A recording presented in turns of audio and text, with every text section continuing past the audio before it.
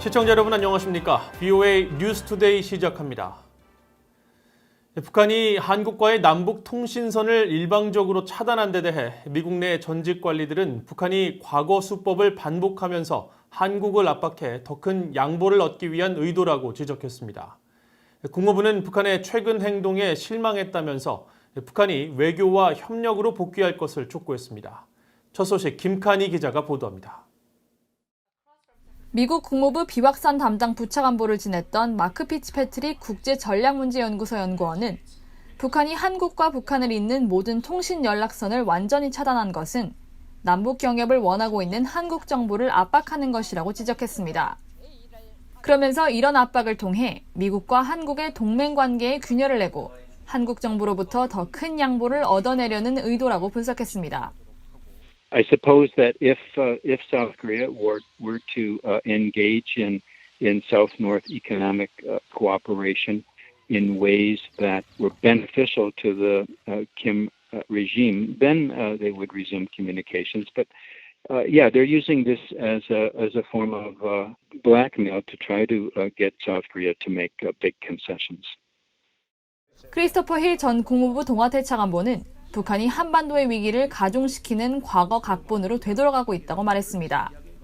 북한은 그러면서 미국과 한국의 동맹 관계를 시험하고 있다면서 도널드 트럼프 대통령이 강한 미한 동맹을 확인하지 않으면 북한은 계속 한국에 부당한 요구를 하며 한반도의 긴장 분위기를 만들 것이라고 전망했습니다. The only new element I can see of this is perhaps they're testing the U.S. ROK alliance. In the past, the U.S. has made very clear it stands with the ROK. 켄 고스 미국 해군 분석센터 적성국 분석국장은 북한의 통신선 차단 같은 조치는 예상됐던 일이라고 지적했습니다.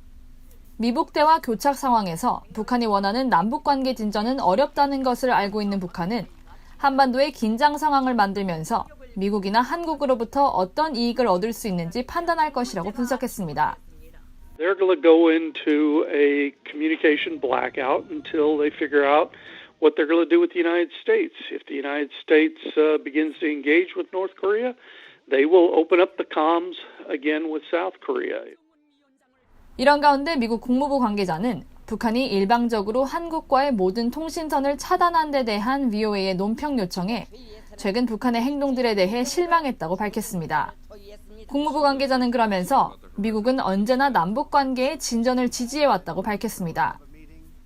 또 북한은 외교와 협력으로 복귀할 것을 촉구한다면서 미국은 북한과 관여하기 위한 노력과 관련해 동맹인 한국과 계속 긴밀하게 조율하고 있다고 밝혔습니다. VOA 뉴스 김칸희입니다. 미국의 핵무기 개발 연구소가 F-15 전투기의 저위력 전술 핵폭탄 투하 성능 시험을 성공적으로 완료했다고 발표했습니다. 개량형 저위력 전술 핵폭탄 시험인데 이 핵폭탄은 미국의 핵무기 현대화 프로그램의 핵심 가운데 하나로 지하시설 타격도 가능한 것으로 알려졌습니다. 김동현 기자가 취재했습니다. 미국 공군의 F-15E 스트라이크 이글 전투기가 네바다주 상공을 선회하다가 유선형의 폭탄을 분리시킵니다. 자유낙하하는 이 폭탄은 수십 초 뒤 목표 지점에 투하됐습니다. 미국의 3대 핵무기 개발 기관인 샌디아 국립연구소는 8일 F-15E 스트라이크 이글 전투기의 B-61-12 핵폭탄 투하 최종 성능 시험을 성공적으로 완료했다고 발표했습니다. The B-6112 program started in 2010. We really started the aircraft compatibility testing in 2013. 이번 실험은 네바다주 토노파 시험장에서 핵탄두를 제거한 모형 B-61-12 중력폭탄을 F-15E 2대에 탑재해 실제 고고도와 저고도에서 각각 투하하는 방식으로 지난 3월 9일부터 4일 동안 진행됐습니다. 고고도 실험의 경우 해발 약 7.62km 상공에서 모형 B-61-12 중력폭탄을 떨어뜨리는 방식으로 진행했는데 낙하까지 약 55초가 소요됐습니다. 또 저고도 투하 실험은 F-15E가 304m 상공에서 음속에 근접한 속도로 비행하면서 모형 폭탄을 투하했는데 사막 표면에 떨어지기까지 약 35초가 걸렸습니다. 샌디아 국립연구소는 이번 실험은 미 공군 F-15 스트라이크 이글과 B-61-12 간 호환성을 입증하는 마지막 단계로서 완벽한 무기체계 성능을 증명하는 데 성공했다고 밝혔습니다. 특히 이 전술 핵폭탄이 F-15E에서 탄도 비행 방식이나 유도 중력 낙하용 모두 가능한 것이 증명됐다고 강조했습니다. B-61-12는 최대 50킬로톤의 폭발력을 가진 것으로 평가되고 지하 깊은 곳의 목표물을 타격할 수 있어 일명 핵 벙커버스터로도 불립니다. 국방 전문가인 브루스 베넷 랜드 연구소 선임 연구원은 이번 실험을 통해 유사시 북한의 지하 핵시설 타격도 가능할 것이라고 분석했습니다. This is probably the preferred weapon that you would use against North Korea's nuclear underground facilities because it's not going to generate near as much fallout. 개량형 저위력 전술 핵폭탄인 B-61-12는 미국 정부가 핵무기 현대화 계획의 핵심 중 하나로 양산을 추진하고 있습니다. 샌디아 국립연구소는 향후 B-2 전략폭격기와 5세대 스텔스 전투기인 F-35와의 호환성 투하 실험도 진행할 계획이라고 밝혔습니다. VOA 뉴스 김동현입니다. 한국이 추구해야 할 평화는 적을 달래고 양보해서 얻는 비굴한 평화가 아니라 확실한 안보 태세를 바탕으로 한 당당하고 지속 가능한 평화라고 한국 신원식 국회의원이 밝혔습니다.